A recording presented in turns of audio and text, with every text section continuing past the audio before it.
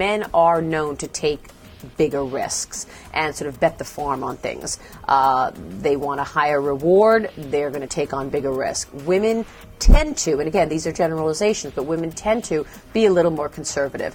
They want to know the whole full story before putting any money out there. They want to know how much money's coming in, how much money's going out, what will I need down the road. They're planners a little more than men are. So these are generalizations, but they do hold true for men versus women, for sure. Women have, I don't think, been as open to risk as men historically have been. And so I like to say you can take any risk as long as it's a measured risk. My boss used to say you can make a big mistake or you can make a bad mistake. Do not make a big, bad mistake. So you want to measure sort of, all right, is this new opportunity? What happens if this opportunity doesn't work out for me? Be willing to step out of your comfort zone and view opportunities as opportunities and not risk, because by nature, we're not risk takers. And when we're given an opportunity to continue to develop, we sometimes view that as risky because we may not be ready, and therefore don't take advantage of those opportunities, which I think we're holding ourselves back as a result.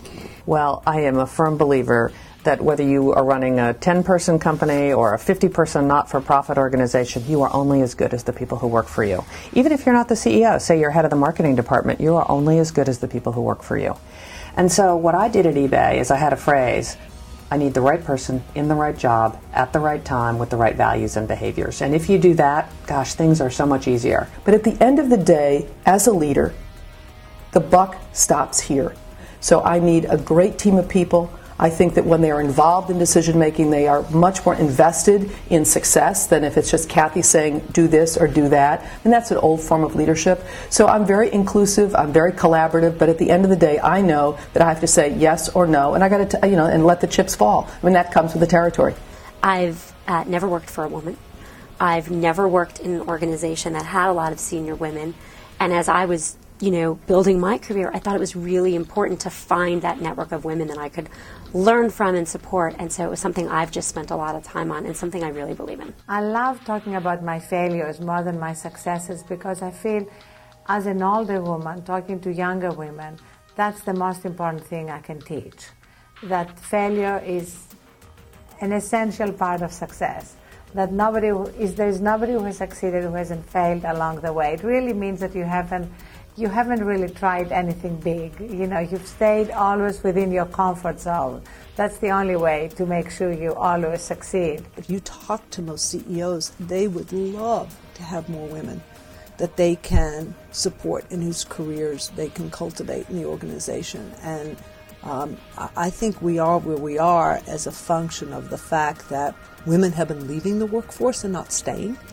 And so the pool from which to draw on is just not sufficiently large.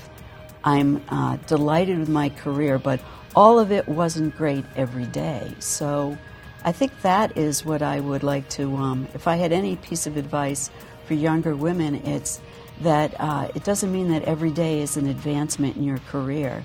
That could be a moment where you're going to have to pedal back. A sick child may mean you're pedaling back.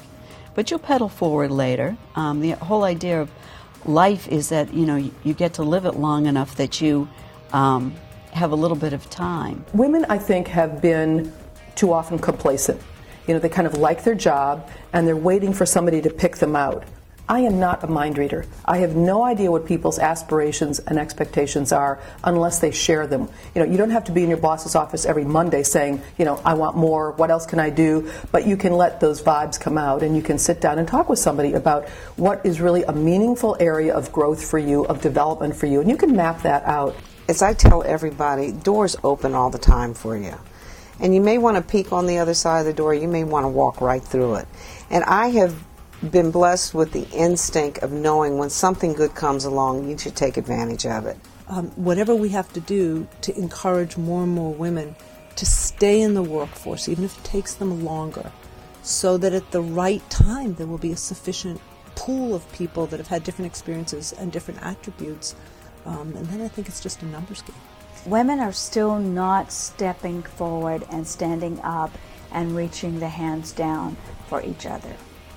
And until we change that, essentially, that the top leadership is not going to change. You can see a great example with Anne Mulcahy and Ursula Burns of a CEO who prepared her COO, worked together well, and made a smooth transition. But that's the first time in a Fortune 500 company we've seen that. I think I would echo what my mother told me, who was an incredible inspiration to me. You've got to have a bias for action. You know what the hockey coaches and the basketball coaches say? They say, you will miss 100% of the shots that you never take.